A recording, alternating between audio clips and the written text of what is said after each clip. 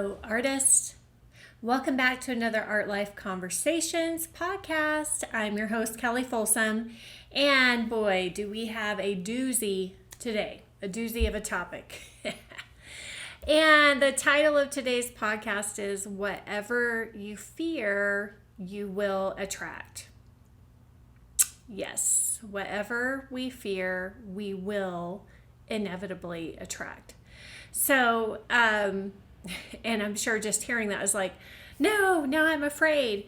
And that is not my intention today is to, intention is definitely not to fill us with more fear, obviously, but my intention is to really shed a light on this phenomenon that occurs in life. And that is whatever we are most afraid of, we tend to attract actually making that happen. Okay. So I'm going to be using some examples today. And so how do we actually take that fear and then turn it into attracting that fear actually happening? How does that work? And the primary way is like whenever you're really afraid of something, basically you end up doing things that end up attracting that thing happening anyway, right? So let's say, for example, you are afraid of sending out your emails to your email list, right? To the people who have signed up on your email list. And let's say you have like this fear of, oh gosh, I don't know how many emails to send, and I'm afraid that if I send too many emails, or I'm afraid to send an email at all because somebody might complain that I'm sending too many emails. So the way that this plays out is like if you're holding that fear, if you are afraid of the criticism that you might receive, which is usually one of the main things we're afraid of. We're afraid of criticism. We're afraid of rejection, afraid of not fitting in, which you would think, well, isn't that the same thing as rejection? But it's really not. So these are usually the things that we're afraid of. So if we are holding like that fear of criticism, using the example, let's say about sending emails out, then what tends to happen is that when we are writing our email to send out and we're feeling this fear, while we are writing that email, all of that fear, maybe I shouldn't say all of it, but basically that fear is going to leak out into the email in some kind of wording that you use, some kind of passive wording, apologetic wording, also defensive wording, like a negative defensive wording. That fear is going to leak out all over on the page. And you are so blinded, we get so blinded by our own fears that we don't see that it's happening. We don't see in that moment what we are doing. Okay, but what ends up happening is you actually invite the thing that you are afraid of happening to happen because you're unaware that what you're using the example of sending an email, you're unaware that your fear of criticism is leaking out, and you think you're just like saying nice things and trying to be polite or trying to promise people, something. You think you're just being nice, but it's really just a cover up for your fear. And so the first thing that's going to happen is somebody is going to email you and tell you, oh, you're sending out too many emails and I'm really bothered by that and I'm really offended by that, So your worst fear is going to come true. Okay, so how do we deal with this? I think number one, just being aware of what it is that we are afraid of. What is the worst case scenario? What is it that we are really fearing here? So just using that same example about sending emails out to our email list, right? What would be the worst case scenario if you're afraid that people are going to criticize you? So the worst case scenario might be a couple of things. There might be you get those notices that people have unsubscribed. Oh my gosh. Right? Seriously, but I know. And again, no judgment here whatsoever, because whenever I first started actually using my email list, I had an email list that people were just signing on to for like a few years back in the early days, and I never sent out any emails. I didn't know what to send out. I wasn't brave enough yet to sell my own paintings directly. I wasn't brave enough yet to talk about myself, talk about my art more, ask for the sale. And so when I first started sending out emails, I started getting a lot of this criticism back. And it was because that there was language leaking out into the email. And let me tell you what, people pick up on that weakness so freaking fast. They pick up on the fact that you are apologizing, that you are passive, that you are scared, that you are actually open to criticism because you are not standing in your power. You have just given them all the power. You have said that the person who is opening your email, their opinion is more important to you than you making a living for yourself as an artist. So when we are in fear, we are giving our power away to something else. And in this particular example of, let's say, sending emails, is giving the power away to somebody else's opinion of you, right? Who most of the time, they don't even know you, these people who are on your email list, right? So, but that's what happened, is like we're afraid of it, but then we go, yeah, but I know I need to send emails, and that's what Kelly said to do, or that's what this art business coach over here said to do. But you haven't dealt with that underlying fear, the worst case scenario that you're afraid of. You haven't really fully gone there and really looked into it and really analyzed it and dealt with it and got over it. And so what ends up happening is that you just make it come true. You basically are like making it come true. And then it happens, right? Like the worst case scenario happens. You get that rejection notice, or you get that criticism or that negative comment, right? And you go, see, I knew it. Yeah, you did know it, and you made it happen. But we're just not aware that the words that we're using or our actions are actually making it happen in that moment, right? We're not really aware that we are opening ourselves up to that happening in the moment. But I'm here to tell you, like, you are predicting your own future, by the actions that you take, whether you're standing in fear or you're standing in power. You get to pick. Like, if you're standing in your own power, guess what? You get to predict your future results because of that. Like, people respond to that, right? People respond to somebody who is standing in their own power, who is not afraid to ask for what they want and what they need. They're not afraid to serve in the way that they need to serve, right? So people respond to that in a positive way, right? And people also respond to the flip side of that, to the person who is in victimhood and in fear and showing that weakness. People will respond a certain way. Some people, I'll say, will respond a certain way to that weakness as well.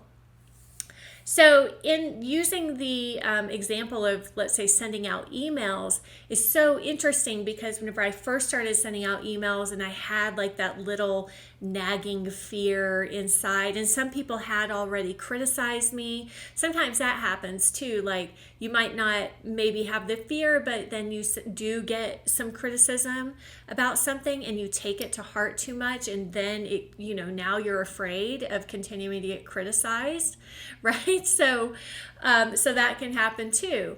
But people will pick up on that weakness and they will criticize the hell out of you, okay? So the very thing that you were afraid of happening, you basically made it happen, and then now you're going to retreat into your shell, go back to that comfort place, hide, go back into hiding and protecting yourself. and that's the opposite, right? Of like standing in our power and having trust and having faith and self-assurance, and courage, and stepping out into that courage. So anyway, so people will definitely pick up on that in very subtle words, very subtle language. So when we're afraid of something, we tend to either avoid it, like avoiding, procrastinating, hiding it. And that's a form of, basically it's self-sabotage, because you're giving into that fear. And so you really won't become that successful artist that you're hoping to become. And this can also be true just at the easel, right? Like if you're too afraid to make a mistake at the easel, just think about that. I'm sure we've all been there, right? Like where you've had a particular mindset while you're painting, where you're afraid of screwing it up or afraid of getting it wrong. You're afraid that this painting isn't going to turn out today, for example. And just feel that, like feeling what that kind of energy feels like, right? How are you painting in that energy? How are you showing up, So in a way, again, you are in a sense basically predicting your own results, right?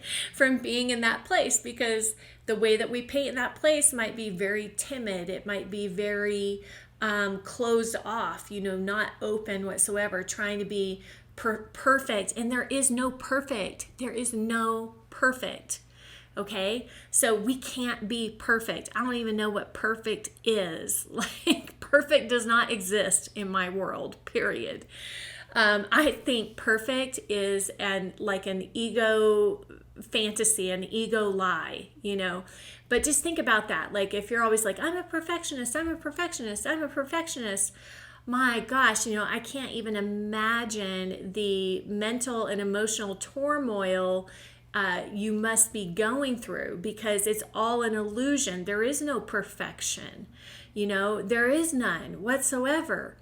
Okay, so, but you can imagine, I'm sure you can feel that whenever we're in that place, and especially if you're trying to be perfect, because there is no perfect, you're always going to fall short, right? You're always going to fall short because there is no freaking perfect.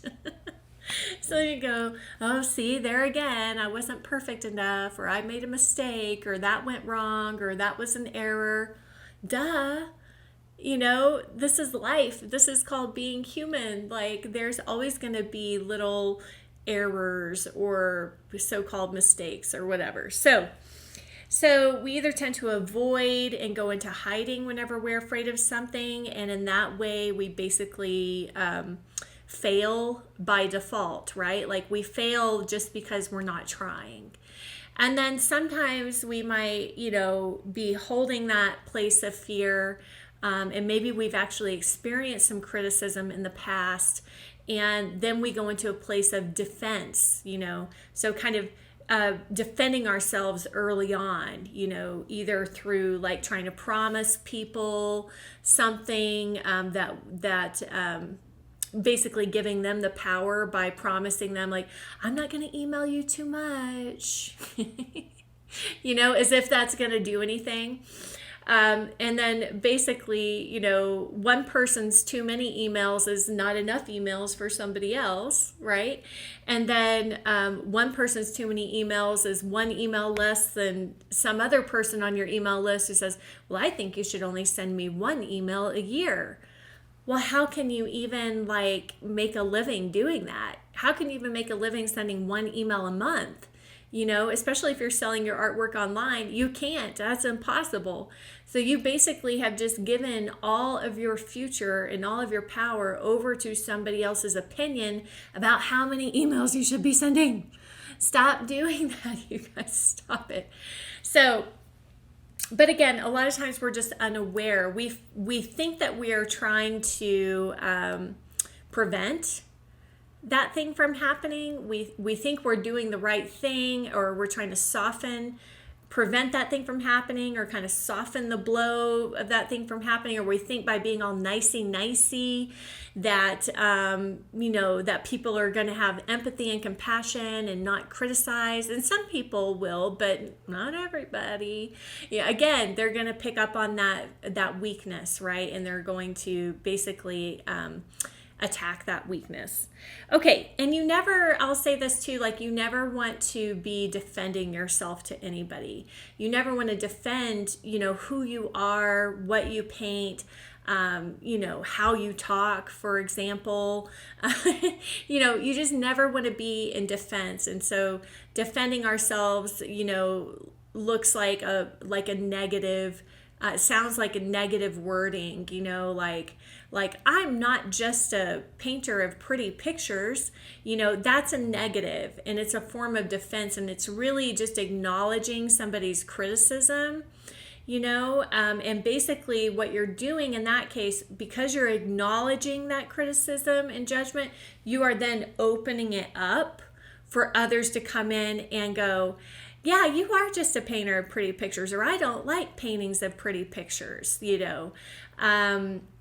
or, oh, you're just a woman flower painter, So whenever you acknowledge those criticisms that you don't want to receive, you're actually inviting them to come in. The opposite of what you think you're trying to prevent happening, the opposite is what you're actually making happen. And you're the one doing it. You are the one doing it. You're doing it to yourself, okay? Because you haven't dealt with your fear. So I know that is kind of a rough message to hear, but it is very true, and I've seen it play out in my own life, especially early on, as an artist, as a professional artist. I've seen it play out again and again and again and again. Okay, so some things that I do, again, first of all, the first key I think is awareness. So often we have so many thoughts and emotions that are just flying by us every second of the day, right? Every minute of the day. And so often we're just not even aware of what's going on. So here are things that I do. First of all, just trying to practice that sense of awareness and really getting in tune with myself, being very aware of what it feels like in my body whenever I am getting into that fear place. So whenever I'm afraid of doing something, it's sometimes for different people, it might feel like butterflies in your stomach, you might have a thought in the back of your head, but then you kind of ignore it and you keep moving forward with your day, or keep moving forward with that task. Let's just stick with the example of writing a sales email to your email list. So rather than acknowledging the fear, you might have that feeling in your gut or tension, maybe in your chest or shoulders, or maybe you start to get a headache or something. I know it's kind of different for everybody how they react. Mine tends to be a kind of a nauseous feeling in my stomach, butterflies in the gut, but not really butterflies, but almost like a nauseative feeling, And so then sometimes what we do is we might feel that sensation, we might think a thought, and then we might just keep moving forward to maybe check that task off instead of actually taking the time to pay attention and to kind of go into questioning about the fear and what's going on. So the next step for me is to really go to that worst case scenario. I'll literally ask myself, what is the thing that I'm afraid of happening here? What is the worst case scenario? And so let's say, for example, with the example of sending out a sales email to your email list, just asking yourself, what is it that I'm really afraid of here? What would be the absolute worst case scenario? And so the answer, your answer will come to you intuitively, and it will be your inner wisdom, speaking to you there. But I'll just kind of role play it so that we have something to go with here.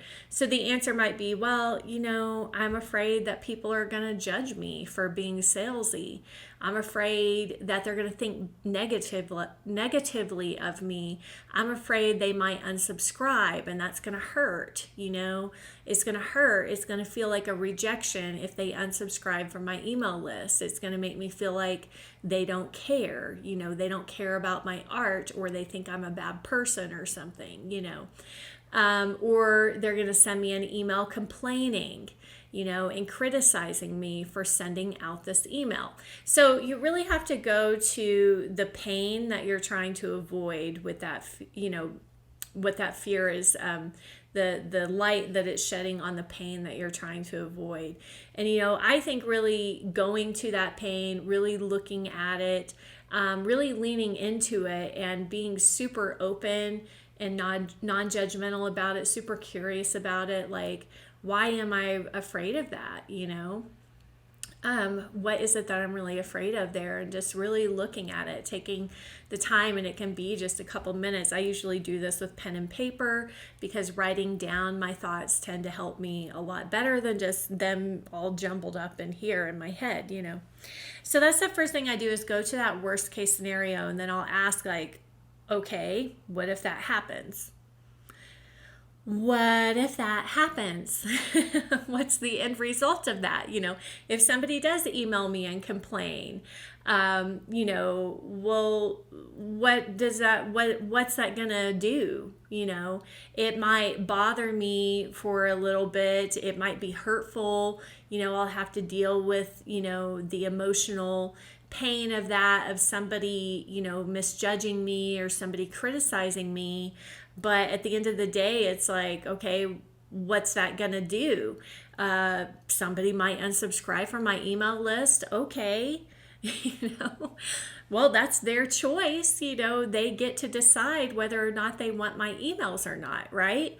So really going to first, what is the worst case scenario? What is it that you're really afraid of? And then just role playing, like, what if that happens? If that happens, then what? Now what? Am I going to die? No. So a lot of times our fear is not, our fear tends to feel like it's a life or death thing, but it's really just an anxiety.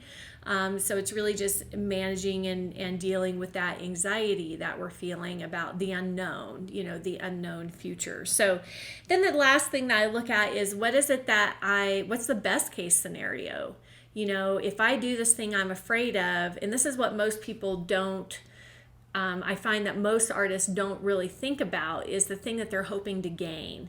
What would be the best case scenario of me sending out this email, right? Yes, maybe I do get a couple of people complaining, but what's the best case scenario? The best case scenario might be people actually replying to my email and saying, oh my gosh, I love that email, or people going, click, I want to buy that painting, woohoo! So the best case scenario might be like, oh my gosh, I just sold a painting, yeah! And the crowd goes wild, So really going to that best case scenario, I think, is oftentimes the antidote to that fear. So go through and ask yourself those questions on things that you're afraid of, because if you don't deal with it, you're not going to be able to protect yourself by avoiding and hiding, because that's just going to erode your self-esteem by not doing the things that you need to do, right, to become the most successful version of yourself, the highest version of yourself, the artist that you've always dreamed of becoming, right? So when we avoid and we hide, it's really just like eroding our sense of self-worth.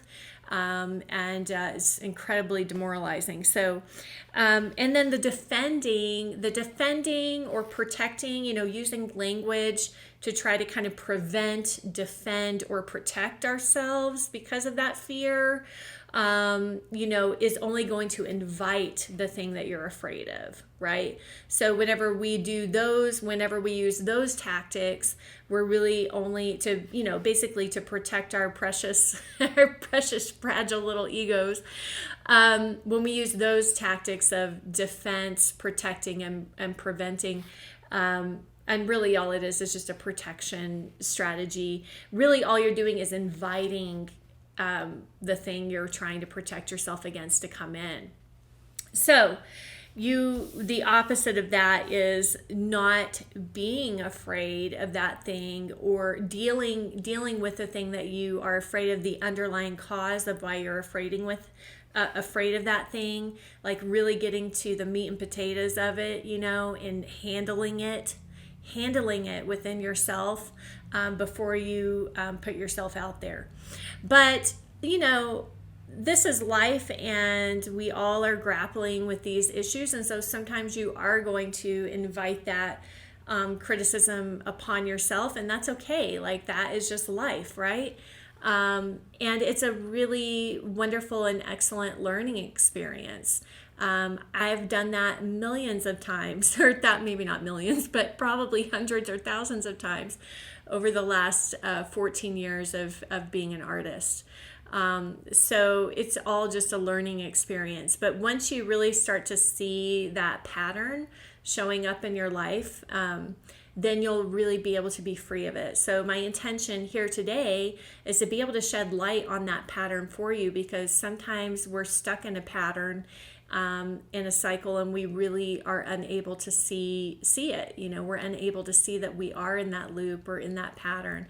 And so sometimes just somebody kind of saying, hey, this is what's happening, at least I know in my life, has been incredibly helpful, just to gain that wisdom from others who have learned those lessons and learned how to deal with them, and learn how to move forward. So that being said, everybody, I hope that you will do the thing that you are afraid of doing, but from a place of power, and really dealing with that fear first, because it will ensure that your results are so much more amazing and so much more positive and more of what you want them to be. Okay, so I will talk to you at the next Art Life Conversations podcast. Go ahead and shoot me an email at info@artlifewithkelly, KELLI.com. You can leave a comment if you're on Instagram or Facebook. And of course, if you're not following me on those platforms, give me a follow so that you can see the podcast immediately and be a part of the conversation. So send me an email or leave a comment to become a part of these conversations. And I'd love to hear what you are struggling with the most in your art life right now, so that I understand better how to serve you and how to help you if I can. All right, I'll see you next week. Happy painting, happy creating, everybody. Bye.